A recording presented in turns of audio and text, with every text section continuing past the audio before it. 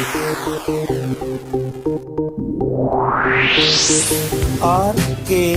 स्वागत है दोस्तों आपका एक बार फिर से हमारे YouTube चैनल RKB कैंफी वीडियोस में। कक्षा 12 के कोऑर्डिनेशन कंपाउंड यानी उप सहसंयोजन यौगिक चैप्टर में अनेकों वीडियो आपके सामने क्रमानुसार रूप में प्रस्तुत की गई हैं, जिनमें हमारा एक टॉपिक से दूसरा टॉपिक रिलेटेड रूप में आपको प्रस्तुत किया गया है, आपको समझाया गया है।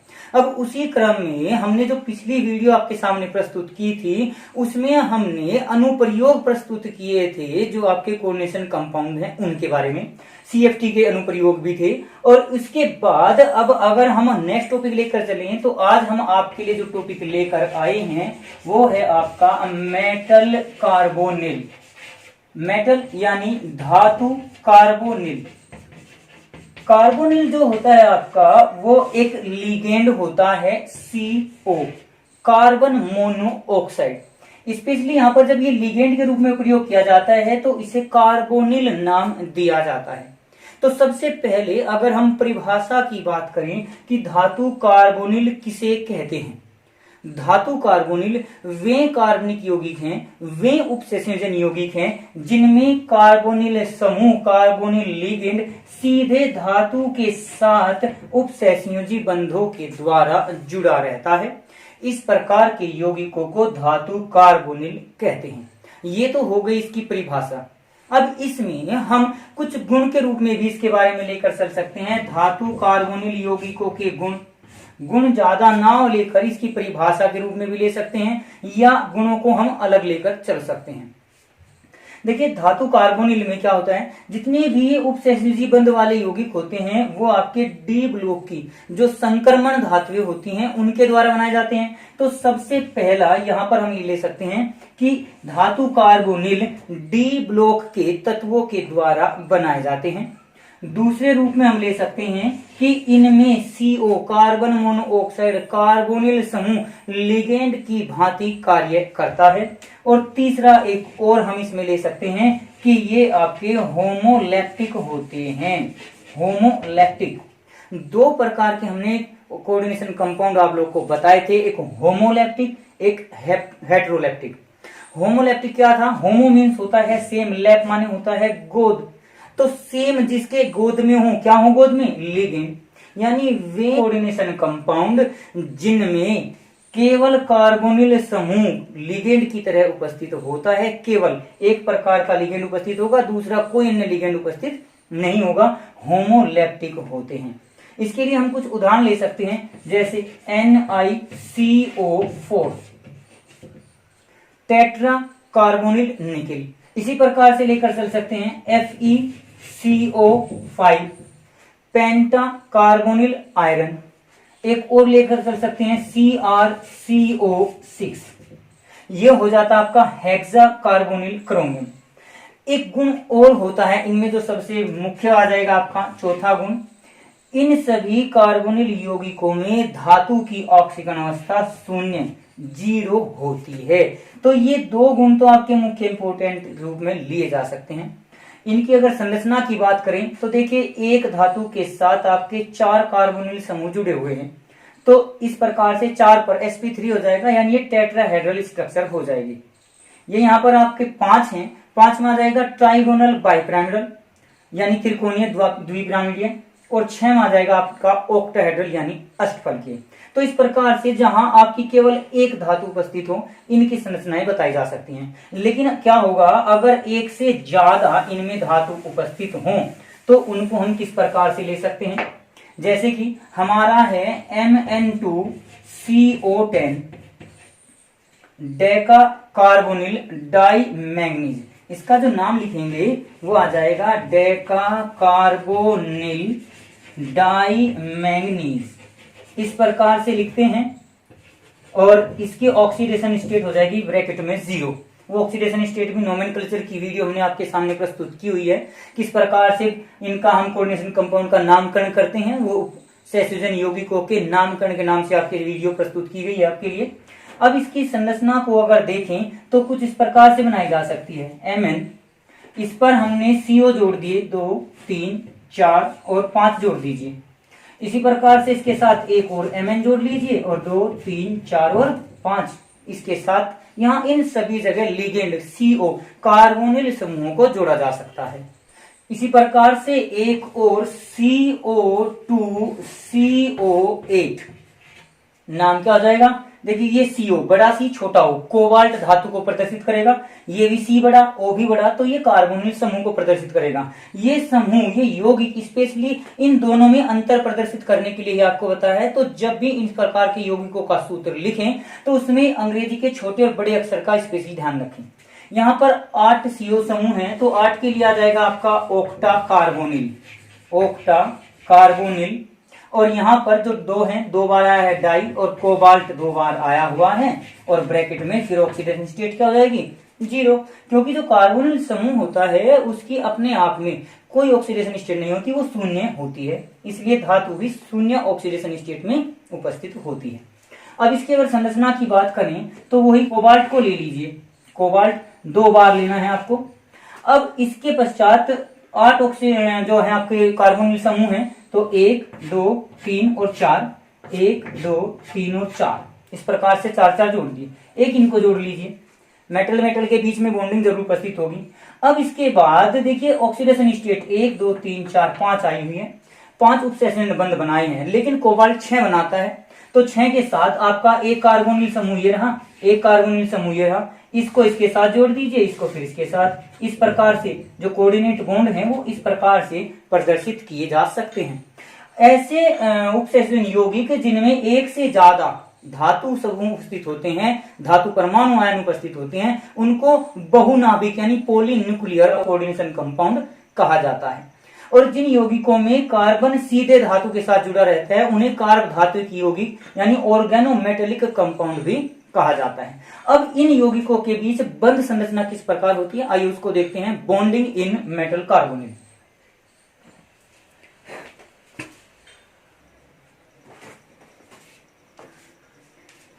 मेटल कार्बोनिल में बंध को समझने के लिए हमें मोलिक्यूलर ऑर्बिटल थ्योरी, जो आणविक ऑर्बिटल सिद्धांत है, कक्षा 11 में रासायनिक आबंधन का जो चैप्टर है उसमें आपने ये पढ़ा होगा। तो उसके अनुसार क्या होता है कि जब 2 परमाणु परस्पर मिलते हैं परमाणु ऑर्बिटल, तो वे मोलिक्यूलर ऑर्बिटल यानी आणविक ऑर्बिटल का निर्माण करते हैं। तो इसमें होता क्या है कि जो मेटल के धातु के आपके रिक्त डी ऑर्बिटल होते हैं वो पहले कार्बन मोनोऑक्साइड के जो भरे हुए ऑर्बिटल हैं उनके साथ संयुक्त होकर आबंधन बनाते हैं, यानी कोऑर्डिनेट बॉन्ड उपसंयोजन बंध बनाते हैं, और इस प्रकार से ये मेटल और कार्बन के बीच आपका बंध का निर्माण हो जाता है। यहाँ पर होता क्या है कि जो ये हैं ये इसके बॉन्डिंग ऑर्बिटल होते हैं कार्बन मोनोऑक्साइड के, और ये होते हैं आपके इसके वैकेंट यानी रिक्त ऑर्बिटल, धातु के रिक्त और कार्बन मोनोऑक्साइड के बंधित ऑर्बिटल इस संरचना में भाग लेते हैं। और इसमें एक्चुअल में होता क्या है कि कार्बन मोनोऑक्साइड एक लिगेंड की भांति कार्य करता है, यानी कार्बन मोनोऑक्साइड इस धातु को इलेक्ट्रॉन प्रदान करके कोऑर्डिनेट बॉन्ड बनाता है। लेकिन इसी के साथ साथ अब इस धातु के कुछ बंध जो आपके ऑर्बिटल्स होते हैं भरे हुए डी ऑर्बिटल, वो इस आपके इस प्रकार से हम इन इलेक्ट्रॉनों को इन ऑर्बिटल्स को प्रदर्शित कर सकते हैं, ये इस प्रकार से ले सकते हैं।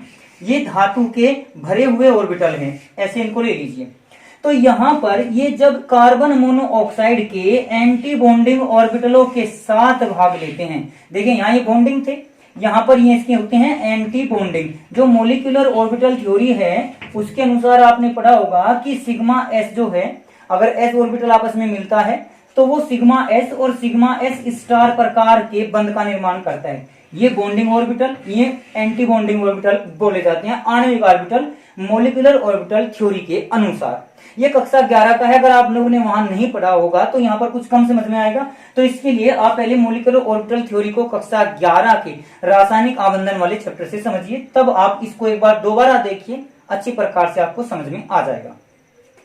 तो होता क्या है कि यहाँ पर इसके जो फील्ड ऑर्बिटल होते हैं यानी भरे हुए ऑर्बिटल धातु के, वे कार्बन मोनोऑक्साइड के एंटी बॉन्डिंग ऑर्बिटल्स के साथ इस प्रकार से बंध बनाते हैं, यानी अब की बार धातु इलेक्ट्रॉन देता है कार्बन मोनोऑक्साइड को, यानी बंध बन जाता है मेटल से कार्बन मोनोऑक्साइड की ओर। यानी हम इसमें एक बात कह सकते हैं कि कार्बन मोनोऑक्साइड ने मेटल को इलेक्ट्रॉन दिया और मेटल कार्बन मोनोऑक्साइड को इलेक्ट्रॉन दे रही है। तो इस प्रकार से आपसी अंतरय परिवर्तन के आधार पर ये जो कोऑर्डिनेट बॉन्ड होता है ये अधिक प्रभावशाली हो जाता है। इसको बोलते हैं सिनर्जिक इफेक्ट। सिनर्जिक यानी सिमेट्रिक ऑफ एनर्जी इफेक्ट। इसको हिंदी में अगर लेकर चलें तो ऊर्जा का सममित वितरण बोल सकते हैं मेटल और कार्बोनिल समूह दोनों के बीच। इसको कुछ हम इस प्रकार से समझ सकते हैं। देखिए इसमें होता क्या है कि जो मेटल के पास डी ऑर्बिटल हैं उनमें रिक्त डी ऑर्बिटल कार्बन मोनोऑक्साइड के पास जो आपका लोन पेयर है जो डोनेट करता है वो देता है इस धातु को इलेक्ट्रॉन, यानी इनके बीच में एक बंध बन जाता है जिसको हम बोलते हैं सिग्मा बंध। सिग्मा बंध कुछ कमजोर बंध होता है एकल बंध होने के कारण, लेकिन उसी के साथ साथ जो पाई स्टार यानी एंटी बॉन्डिंग ऑर्बिटल होते हैं, ये pi star 2p anti bonding orbital of carbon monoxide, वे इस मेटल के धातु के जो फील्ड ऑर्बिटल हैं यानी भरे हुए ऑर्बिटल हैं उनके साथ फिर से एक प्रकार से डबल बॉन्ड यानी पाई बंध का निर्माण कर देता है। इस सिग्मा बंध और पाई बंध आप लोगों ने 11वीं में पढ़ा होगा कि पाई बंध का निर्माण सदैव सिग्मा बंध के बाद होता है। तो यहाँ पर इस सिग्मा बंध जो कि दुर्बल बंध होता है उसके पश्चात आपका ये पाई बंध बनता है जो कि धातु और कार्बोनिल समूह के कारण एक प्रबल लिगेंड के रूप में इस कार्बन मोनोऑक्साइड को स्थापित कर देता है प्रबल बंध बनने के कारण। अगर आप लोगों को याद हो स्पेक्ट्रोकेमिकल सीरीज जो आप लोगों को बताई गई है स्पेक्ट्रो रासायनिक श्रेणी, उसमें कार्बन मोनोऑक्साइड सबसे ऊपर स्थित है, यानी ये सबसे प्रबल लिगेंड के रूप में जाना जाता है। उसका कारण ये सिनर्जिक इफेक्ट ही होता है। इसका तात्पर्य क्या बताया था कि यहाँ कार्बन मोनोऑक्साइड से कार्बोनिल समूह से धातु को इलेक्ट्रॉन दिया जाता है, इलेक्ट्रॉन युग्म देकर उपसर्जन बंध बनाया जाता है। उसी के साथ साथ धातु ऑर्बिटल भी डी ऑर्बिटल भी कार्बन मोनोऑक्साइड के रिक्त स्टार पाई स्टार यानी एंटी बॉन्डिंग ऑर्बिटलों के साथ क्रिया करके संयोग करके बंध बना लेते हैं, जिसके कारण यह बंध अधिक स्थायी हो जाता है। धातु कार्बोनिल बंध अधिक स्थायी हो जाता है। इसे ही सिनर्जिक इफेक्ट कहा जाता है, सिनर्जिक प्रभाव कहा जाता है। इंग्लिश में भी आप इसको सिनर्जिक बोलेंगे, हिंदी में भी सिनर्जिक इफेक्ट ही इसको बोलेंगे। तो इस प्रकार से हमने मेटल कार्बोनिल की बॉन्डिंग को आपके सामने एक्सप्लेन किया। इसमें अगर किसी प्रकार की कोई समस्या आती है तो आप कमेंट बॉक्स में लिखकर हमसे पूछ सकते हैं। अब बात आती है इन मेटल कार्बोनिल को बनाने की। इनके बनाने की विधि आप लोगों ने एक मोन प्रोसेस पढ़ा होगा, चैप्टर 6 जो आपका आइसोलेशन है धातुओं को पृथक करना। उसमें क्या था कि धातुओं को वैसे एक मोंड वैज्ञानिक थे, उन्होंने डायरेक्ट इनको बनाने के लिए प्रोसेस बताया था कि धातु और कार्बोनिल को स्पेशल कंडीशंस के स्पेसिफिक टेम्परेचर एंड प्रेशर के ऊपर गर्म करने पर हमें डायरेक्ट धातु कार्बोनिल प्राप्त हो जाते हैं। इसी प्रकार से वहां पर एक बात और थोड़ी सी आगे की थी कि ये यौगिक कम स्थायी होते हैं, ये आसानी से गर्म करने पर डिकम्पोज हो जाते हैं, टूट जाते हैं और वापस उससे फिर निकल प्राप्त हो जाता है। तो वहां निकल के शोधन के लिए ये मोंड क्रम जो था, मोंड प्रोसेस, उसको अपनाया गया था। तो यहाँ पर हम लिख सकते हैं कि किसी भी धातु को कार्बोनिल समूह के साथ टेम्परेचर स्पेसिफिक टेम्परेचर और प्रेशर पर गर्म करने पर हमें कार्बोनिल कंपाउंड प्राप्त हो जाते हैं। तो ये इनके बनाने की विधि हो गई, इनके मेटल कार्बोनिल के बॉन्डिंग के बारे में। यहाँ पर मेटल कार्बोनिल की बॉन्डिंग ही सबसे ज्यादा इंपॉर्टेंट है। अब इनके कुछ गुणों को लेकर चल लेते हैं। मेटल कार्बोनिल के गुणों के रूप में अगर हम बात करें तो मेटल कार्बोनिल दो प्रकार के मैंने आपको बताया, एक होमोन्यूक्लियर यानी जिनमें केवल एक ही प्रकार की मेटल पाई जाती हो, एक मेटल एक परमाणु पाया जाता हो। एक से ज्यादा है तो उनको आप पॉलीन्यूक्लियर बोल सकते हैं, एक से ज्यादा धातु होने के कारण। तो जितने भी आपके ये निकल के, आयरन के जो कार्बोनिल होते हैं ये लिक्विड स्टेट में पाए जाते हैं, जबकि अन्य धातुओं के होमोन्यूक्लियर, केवल एक मेटल वाले, वो आपके सॉलिड स्टेट में पाए जाते हैं। एक बात और है, जितने भी कार्बोनिल यौगिक होते हैं सारे के सारे टॉक्सिक होते हैं, विषैले होते हैं। यानी अगर इनको खा लिया जाए, सूंघ लिया जाए, ग्रहण कर लिया जाए तो ये जहरीली प्रकृति की होती हैं, क्योंकि ये आसानी से डिकम्पोज हो जाती हैं, टूट जाती हैं और कार्बन मोनोऑक्साइड को रिलीज कर देती हैं। और हमारे शरीर के अनुसार ये कार्बन मोनोऑक्साइड जहरीली होती है। अक्सर आप लोगों ने देखा होगा, पढ़ा होगा कि जब कार्बन या कोयले का हम अपूर्ण दहन करते हैं तब हमें कार्बन मोनोऑक्साइड प्राप्त होती है, जो कि जहरीली अवस्था में उत्पन्न होती है, जहरीली अवस्था के रूप में होती है। अब इसी प्रकार से अगर इनके रंगों की बात करें तो जो ठोस अवस्था में पाए जाते हैं वो गहरे रंग के होते हैं, अदरवाइज ये कलरलेस होते हैं, रंगहीन होते हैं। तो इस प्रकार से आज की वीडियो में हमने आपको धातु कार्बोनिल्स के बारे में जानकारी दी। मुख्यतः इनकी परिभाषा, इनकी बॉन्डिंग और इनके बनाने की विधि ही इस वीडियो में आपके लिए इम्पोर्टेंट है। आप इसके द्वारा अपने नोट्स भी तैयार कर सकते हैं। अगर आपको नोट्स तैयार करने में किसी प्रकार कोई प्रॉब्लम आ रही है तो आप वीडियो को 2 बार देख सकते हैं, उसके बाद नोट्स बनाइए। अगर फिर भी नोट्स नहीं बन रहे तो आप कमेंट बॉक्स में अपना व्हाट्सएप नंबर लिख देना और बताना कि आपको इस टॉपिक से रिलेटेड, इस चैप्टर से रिलेटेड आपको नोट्स चाहिए, तो हम आपके व्हाट्सएप नंबर पर उन नोट्स को भेज देंगे। पीछे किसी वीडियो में एक बच्चे ने मुझे कमेंट किया था और उसने केवल अपना नंबर लिख दिया, ये नहीं बताया कि किस चैप्टर के नोट्स चाहिए।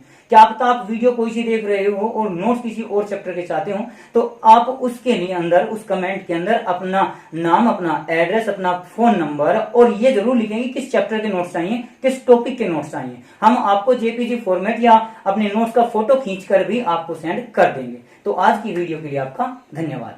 आज की वीडियो में बस इतना ही। अगली वीडियो प्राप्त करने के लिए हमारे चैनल को सब्सक्राइब करें, वीडियो को लाइक करें और अगर वीडियो अच्छी लगे तो कमेंट्स करें और दोस्तों को भी शेयर करें।